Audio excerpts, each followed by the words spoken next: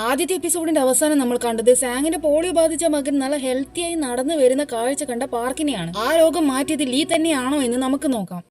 രണ്ടാമത്തെ എപ്പിസോഡിന്റെ സ്റ്റാർട്ടിങ്ങിൽ സാങ്ങിന്റെ മകനെ കണ്ടതിന് ശേഷം പാർക്ക് ലീയുടെ അടുത്ത് പോകുന്നതാണ് കാണിക്കുക. ശരിക്കും നീ തന്നെയാണോ അവനെ ചികിത്സിച്ചത്? ഇതൊക്കെ ഉള്ളതാണോ അല്ലയോ എന്ന് നിങ്ങൾ നിങ്ങളുടെ കണ്ണുകൊണ്ട് കണ്ടതല്ലേ എന്ന് ലീ. അതൊക്കെ പക്ഷെ നീ തന്നെയാണ് അവനെ ട്രീറ്റ്മെന്റ് ചെയ്ത് സുഖപ്പെടുത്തിയത് എന്ന് ഞാൻ എങ്ങനെ വിശ്വസിക്കാനാ? അപ്പൊ ലീ പറയുന്നത് എന്താണെന്ന് വെച്ചാൽ, ഒരു കാർ ആക്സിഡന്റിന് ശേഷം ഞാൻ 3 വർഷം കോമയിലായിരുന്നു. ഞാൻ കോമയിൽ നിന്ന് തിരിച്ച് കോൺഷ്യസിലേക്ക് വന്നപ്പോൾ എന്നെ ചികിത്സിച്ച ഡോക്ടർ എന്നോട് പറഞ്ഞത് ആക്സിഡന്റിന് ശേഷം എന്റെ ബ്ലഡ് മ്യൂട്ടേറ്റഡ് ആയി എന്നാണ്. അങ്ങനെ അതിനുശേഷം ഞാൻ ഹോസ്പിറ്റലിൽ നിന്ന് തിരിച്ച് വീട്ടിലേക്ക് എത്തിയപ്പോൾ എനിക്കെന്തോ ഒരുമാതിരി തല പൊട്ടിപ്പൊളിയുന്ന പോലെ വല്ലാത്ത വേദന വന്നു. കാർ ആക്സിഡന്റ് സമയത്തുണ്ടായ അതേ വേദന. എങ്ങനെയാ അത് വന്നതെന്ന് ഐ ഹാഡ് നോ ഐഡിയ. അതുകൊണ്ട് ഞാൻ എന്റെ ശരീരത്തിൽ ഓരോ എക്സ്പെരിമെന്റ് ചെയ്യാൻ തുടങ്ങി. പലതരത്തിൽപ്പെട്ട മരുന്നുകൾ എന്റെ ശരീരത്തിൽ ഞാൻ തന്നെ ഇൻജെക്ട് ചെയ്തു. അങ്ങനെ അത് ചെയ്ത് ഒടുവിൽ ഒരു ദിവസം എന്റെ ആ പെയിൻ ഇല്ലാതായി. ഞാൻ ഉപയോഗിച്ച ഇതേ മെത്തേഡ് വെച്ച് ബാക്കിയുള്ളവരുടെ ഡിസീസും ക്യൂർ ചെയ്യാൻ പറ്റും. ഇവിടെ കോർട്ടിന്റെ മുമ്പിൽ വന്ന് അവിടുത്തെ നാട്ടുകാരെല്ലാവരും കൂടി ലീക്ക് തൂക്കുകയറ് കൊടുക്കണമെന്ന് പറഞ്ഞ് ബഹളം വെക്കുന്നുണ്ട്. അവിടുന്ന് സീൻ കട്ടായിട്ട് അടുത്ത ഷോട്ട് എന്ന് പറയുന്നത് കോർട്ടിൽ ഹിയറിംഗ് നടക്കുന്നതാണ് കാണിക്കുക.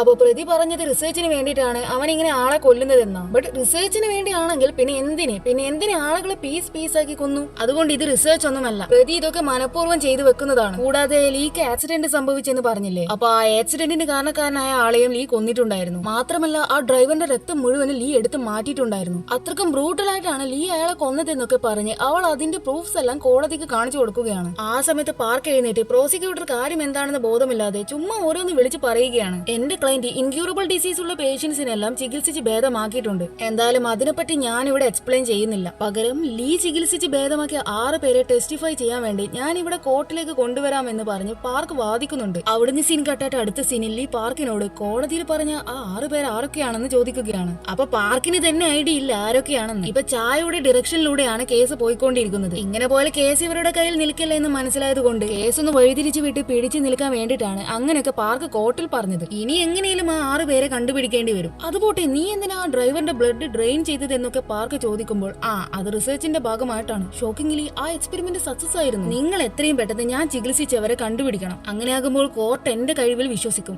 പിന്നെ ഒരു കാര്യം, ഈ കേസ് ജയിച്ചാൽ മാത്രമേ എനിക്ക് മിൻസിയെ രക്ഷിക്കാനാകുകയുള്ളൂ എന്ന് ലീ പറയുന്നു. വേറെ വഴിയില്ലാത്തത് കൊണ്ട് തന്നെ എന്തൊക്കെ ചെയ്തിട്ടാണെങ്കിലും വേണ്ടില്ല, കേസ് എങ്ങനെയും ജയിക്കണമെന്ന മാത്രമായിരിക്കും പാർക്കിനുണ്ടാവുക. അവിടുന്ന് കട്ടായിട്ട് അടുത്ത ഷോട്ടിൽ ചോയോട് പാർക്ക് പബ്ലിക് സപ്പോർട്ടിന് വേണ്ടി ലീയെ സപ്പോർട്ട് ചെയ്ത് ഒരു ആർട്ടിക്കിൾ ഉണ്ടാക്കണമെന്ന് പറയുന്നു. ആളുകളെ രക്ഷിക്കാൻ വേണ്ടിയാണ് ലീ ഇങ്ങനെയുള്ള എക്സ്പെരിമെന്റ് ചെയ്തത് എന്ന രീതിയിൽ. അങ്ങനെ ചോ അതുപോലെ ചെയ്യുന്നുണ്ട്. അത് വൈറലായി ആളുകളൊക്കെ ഈ കാര്യം അറിയാൻ തുടങ്ങും. ബട്ട് എന്നാലും അവൻ അതിന് മാത്രം സപ്പോർട്ടൊന്നും കിട്ടില്ല. ഇവിടെ മിൻസിയുടെ കണ്ടീഷൻ അത്രക്കും വഷളായിക്കൊണ്ടിരിക്കുകയാണ്. ബ്രീത്തിങ് ട്രബിൾ വരാൻ തുടങ്ങി, പെട്ടെന്ന് BP ലോ ആകും, ഹാർട്ട് റേറ്റ് കുറയും, അങ്ങനെയൊക്കെ. ഇതൊക്കെ കണ്ട് പാർക്കിന്റെ ഭാര്യക്ക് വല്ലാത്ത ടെൻഷൻ ആവുകയാണ്. ഇവർ ഈ ഹോസ്പിറ്റലിൽ തന്നെയുള്ള ഒരു ഡോക്ടർ കൂടിയാണ്. മോറോവർ പാർക്കും ഇവളും എന്തൊക്കെ കാരണത്താൽ ഡിവോഴ്സ്ഡ് ആണ്. വിവരം അറിഞ്ഞ് പാർക്ക് വേഗം ആ ഹോസ്പിറ്റലിൽ എത്തുന്നു. എന്നിട്ട് ഭാര്യയോട് മിൻസിയൊക്കെ എങ്ങനെയുണ്ടെന്ന് ചോദിക്കുകയാണ്. മെഡിസിന്റെ ഡോസേജ് കൂടിയത് കൊണ്ടാണെന്ന് തോന്നുന്നു നേരത്തെ അവളുടെ കണ്ടീഷൻ വഷളായത്. ഇപ്പൊ കുഴപ്പമില്ല, ആള് തൽക്കാലത്തേക്കും ഒക്കെയാണ്. ഈ ബാറ്റൺ ഡിസീസ് വന്ന ഒരു രോഗിയും ഇത്ര കാലം മിൻസിയോ സർവൈവ് ചെയ്ത പോലെ സർവൈവ് ചെയ്തിട്ടില്ല. അവൾക്ക് എപ്പോ വേണമെങ്കിലും എന്ത് സംഭവിക്കാമെന്ന് ഭാര്യ പറയുന്നു. അങ്ങനെ അവിടുന്ന് കട്ടായിട്ട് പിറ്റേ ദിവസം ടെസ്റ്റിഫൈ ചെയ്യാൻ കോർട്ടിലേക്ക് വരണമെന്ന് പറയാൻ വേണ്ടി സാങ്ങിനെ കാണാൻ പാർക്ക് പോകുന്നു. എന്നാൽ ആ സ്ത്രീക്കാകട്ടെ തന്റെ മകന് ഇങ്ങനെ ഒരു അസുഖം ഉണ്ടായിരുന്നു എന്നും അത് ചികിത്സിച്ച് ഭേദമാക്കിയത് ഒരു കൊലയാളിയാണെന്നൊക്കെ ആളുകൾ അറിഞ്ഞു കഴിഞ്ഞാൽ നാണക്കേടാകുമെന്ന് ഒരു പേടി ഉള്ളത് കൊണ്ട് തന്നെ വരാൻ പറ്റില്ല എന്ന് പറഞ്ഞ് ആ സ്ത്രീ അവിടുന്ന് പോകുന്നു. ആകെ ഉണ്ടായ പ്രതീക്ഷയും കൈവിട്ടു പോയ അവസ്ഥയിലായിരിക്കും പാർക്ക്. അങ്ങനെ അവർ 6 പേഷ്യന്റിനെ കോൺടാക്ട് ചെയ്തിട്ടും അവർ 6 പേരും കോർട്ടിൽ വരാൻ വില്ലിങ് ആവില്ല. ഇനി എന്ത് ചെയ്യുമെന്ന് പാർക്കിന് ഒരു ഐഡിയയും ഉണ്ടാകില്ല. തുടർന്ന് പാർക്ക് ലീയെ കാണാൻ വേണ്ടി പോയിട്ട് ഇതാണ് അവസ്ഥ എന്ന് പറയുന്നു. ഒരു കാലത്ത് ഇവന്മാരൊക്കെ ചികിത്സയ്ക്ക് വേണ്ടി എന്റെ പിറകെ വന്നിട്ടുണ്ടായിരുന്നു. എന്നാൽ എനിക്കൊരു ബുദ്ധിമുട്ട് വരുമ്പോഴേക്കും എല്ലാവരും കൈയൊഴിഞ്ഞു. അത് കേട്ട പാർക്ക്, നിന്റെ കയ്യിൽ അവരെ നീ ട്രീറ്റ് ചെയ്ത വല്ല റെക്കോർഡ്സും ഇരിപ്പുണ്ടോ എന്ന് ചോദിക്കുമ്പോൾ ഉണ്ട്, പക്ഷെ റെക്കോർഡ്സ് മാത്രം കോർട്ടിൽ കാണിച്ചിട്ട് കാര്യമില്ല. അവർ വന്ന് കോർട്ടിൽ ടെസ്റ്റിഫൈ ചെയ്താൽ മാത്രമേ വല്ല കാര്യവും നടക്കുള്ളൂ എന്ന് അവൻ പറയുന്നു. ഇനി അഥവാ പേഷ്യൻസ് ആരും കോർട്ടിലേക്ക് വന്നില്ലെങ്കിൽ നമ്മൾക്ക് ആ റെക്കോർഡ്സ് കോർട്ടിൽ സബ്മിറ്റ് ചെയ്യുകയല്ലാതെ വേറെ വഴിയില്ല. എങ്കിലും ഒരു കാര്യം ചെയ്യ്, എന്റെ വർക്ക്ഷോപ്പിന്റെ അകത്ത് എന്റെ റിസർച്ച് ബുക്ക് ഉണ്ട്, നിങ്ങൾ അത് പോയിട്ട് എടുത്തോ. അങ്ങനെ അന്ന് പാർക്ക് ആരും കാണാതെ ലീയുടെ വർക്ക്ഷോപ്പിന്റെ അകത്ത് കയറിയിട്ട് ആ ബുക്ക് തിരയും. അന്നേരം ലീ ബാറ്റൺ ഡിസീസ് വന്ന ഒരാളെ ഭേദമാക്കിയ റെക്കോർഡ്സ് ഒക്കെ അവിടെ ഉണ്ടാകും. ബട്ട് ലീയുടെ റിസർച്ച് ബുക്ക് ഒന്നും അവിടെ എങ്ങും കാണില്ല. ശേഷം പാർക്ക് ആ റെക്കോർഡ്സ് മാത്രം എടുത്ത് അവിടുന്ന് ഇറങ്ങുന്നു. അവിടുന്ന് കട്ടായിട്ട് അടുത്ത സീനിൽ പാർക്ക് ഓഫീസിൽ പോകുന്ന സമയത്ത് ചോ വിളിച്ചിട്ട് അവരുടെ ആ ഓഫീസ് റെയ്ഡ് ചെയ്യുന്നുണ്ട് എന്നുള്ള കാര്യം അറിയിക്കുകയാണ്. ഇത് ഈ ചായയുടെ പണിയാണെന്ന് പാർക്കിന് മനസ്സിലാകുന്നുണ്ട്. അതായത് ഈ ചോ ലീയെ പറ്റി പാർക്ക് പറഞ്ഞിട്ട് ഒരു ആർട്ടിക്കിൾ എഴുതിയിട്ട് പബ്ലിഷ് ചെയ്തിട്ടുണ്ടായിരുന്നല്ലോ. ഈ പാർക്കിനെ ചോ ഹെൽപ്പ് ചെയ്യുന്ന കാര്യമൊന്നും ആർക്കും അറിയില്ല. അപ്പൊ അങ്ങനെ ഒരു ആർട്ടിക്കിൾ ചോ എഴുതിയിട്ടുണ്ടെങ്കിൽ അത് പാർക്ക് പറഞ്ഞിട്ടായിരിക്കുമെന്നും ഇനി എന്തെങ്കിലും കോൺഫിഡൻഷ്യൽ ആയിട്ടുള്ള ഇൻഫോർമേഷൻസ് ഒക്കെ പാർക്ക് ചോയുമായിട്ട് കൈമാറുന്നുണ്ടോ എന്ന് അറിയാൻ കൂടിയാണ് അവൾ ഈ പണിയെടുത്തത്. ശേഷം പാർക്ക് വേഗം ഓഫീസിലേക്ക് എത്തുന്നു. പാർക്കിനെ കണ്ട ഗോങ് അല്ല നിങ്ങൾ എന്താ ഇവിടെ ചെയ്യുന്നതെന്ന് ചോദിക്കുമ്പോൾ ചോ ഉപയോഗിക്കുന്ന ഈ ഓഫീസിന്റെ ഒരു ഭാഗം ഞാനും ഉപയോഗിക്കുന്നുണ്ട്, വേണമെങ്കിൽ നിങ്ങൾ ചോ ഇരിക്കുന്ന ഭാഗം മൊത്തം അന്വേഷിച്ചോ, എന്നാൽ എന്റെ സാധനങ്ങളൊന്നും തുടരരുത്. നിങ്ങൾ ഇനി അത് തെറ്റിച്ചാൽ ഇല്ലീഗലായിട്ട് നിങ്ങൾ ഇവിടെ വന്ന് എന്റെ സാധനങ്ങളൊക്കെ എടുത്തെന്ന് പറഞ്ഞ് എന്തായാലും ഞാൻ നിങ്ങൾക്കെതിരെ കേസ് ഫയൽ ചെയ്യുമെന്ന് പാർക്ക് പറയുന്നു. അങ്ങനെ ഇനി ഇവിടെ നിന്നിട്ട് കാര്യമില്ല എന്ന് മനസ്സിലാക്കിയ അവർ അവിടെ നിന്ന് ഇറങ്ങുകയാണ്.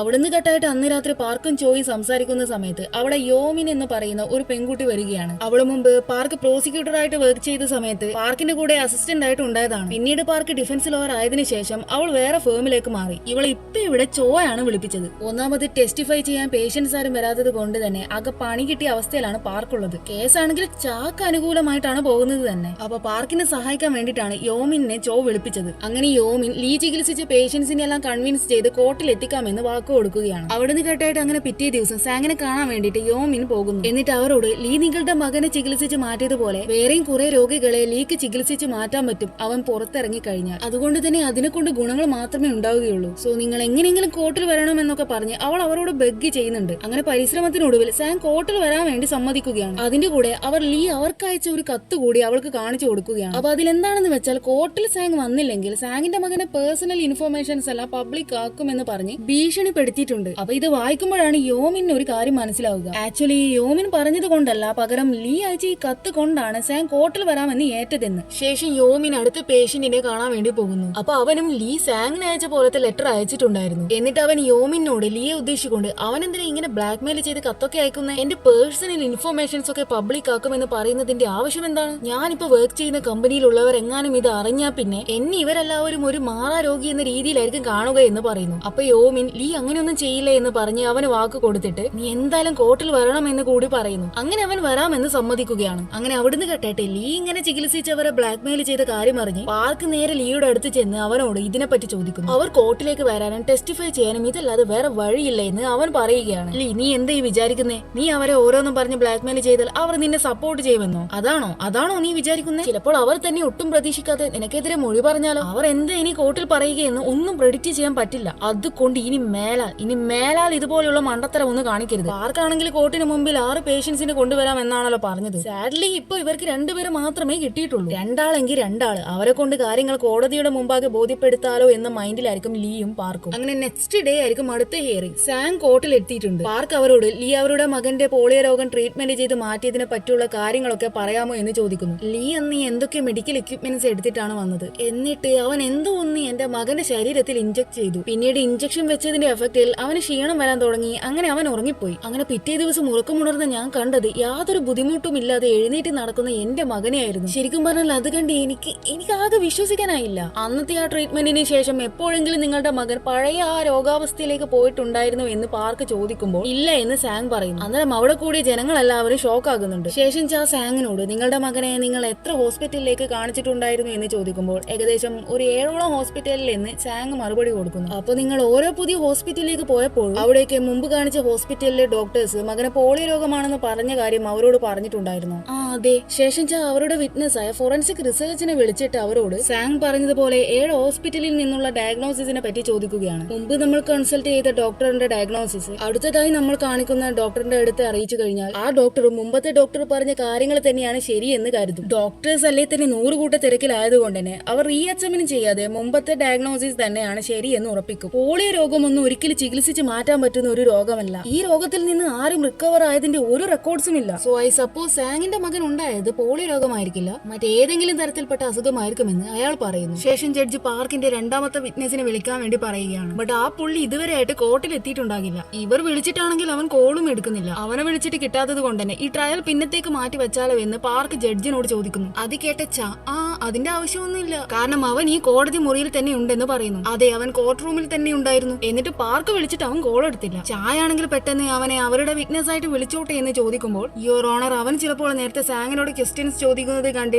ഇമോഷണലി സ്ട്രെസ്ഡ് ആയിട്ടുണ്ടാകാം, അതുകൊണ്ടാകാം അവൻ വിളിച്ചപ്പോൾ വരാതിരുന്നത് എന്ന് പറയുന്നു. അന്തരം ജഡ്ജി പാർക്ക് പറഞ്ഞത് മൈൻഡ് ചെയ്യാതെ ചായയോട് ആ പുള്ളിയെ അവരുടെ വിറ്റ്നസ് ആയിട്ട് വിളിച്ചോളൂ എന്നുള്ള പെർമിഷൻ കൊടുക്കുകയാണ്. ശരിക്കും പറഞ്ഞാൽ ഇവന് ബ്ലഡ് ക്യാൻസർ ആയിരുന്നു. അപ്പൊ ലീ ചികിത്സിച്ചതിനൊക്കെ പറ്റി ചാ അവനോട് ചോദിക്കുകയാണ്. ശരിക്കും എന്റെ അസുഖം ലീന്റെ ട്രീറ്റ്മെന്റ് കാരണം പോയിട്ടില്ല, ഞാൻ ഇപ്പോഴും അതിനു വേണ്ടിയുള്ള ട്രീറ്റ്മെന്റ് എടുത്തുകൊണ്ടിരിക്കുകയാണ്. ഈ ലീ ഡോക്ടർ ഒന്നുമല്ല, കോർട്ടിൽ വന്നില്ലെങ്കിൽ എന്റെ അസുഖത്തെ പറ്റി പുറം ലോകത്തെ അറിയിക്കുമെന്ന് പറഞ്ഞ് ഈ ലീ എന്നെ ഭീഷണിപ്പെടുത്തി.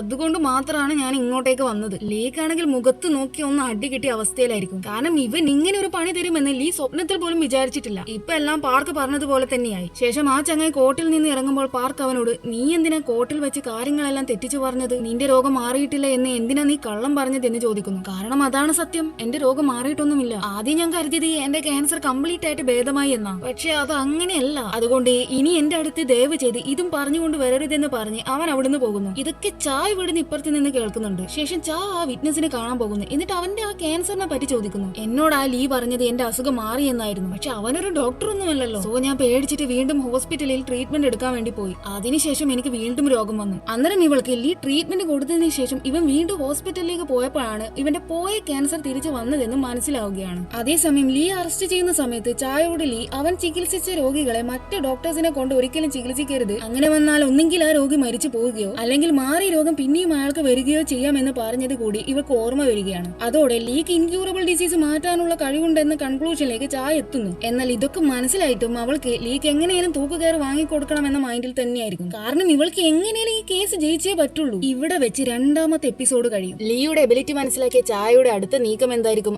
ആര് ജയിക്കും ആര് തോൽക്കുമെന്ന് നമുക്ക് കണ്ടറിയാം.